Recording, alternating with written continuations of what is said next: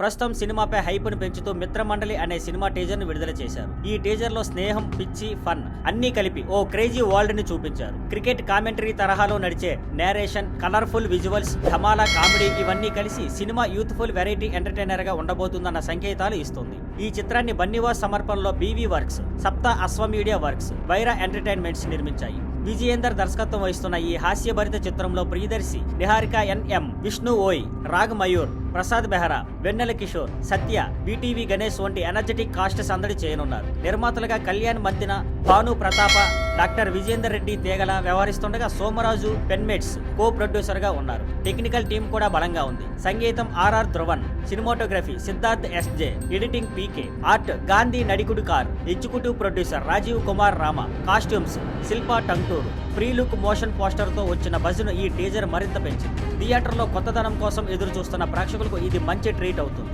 Thank you for watching. Please like, share and subscribe.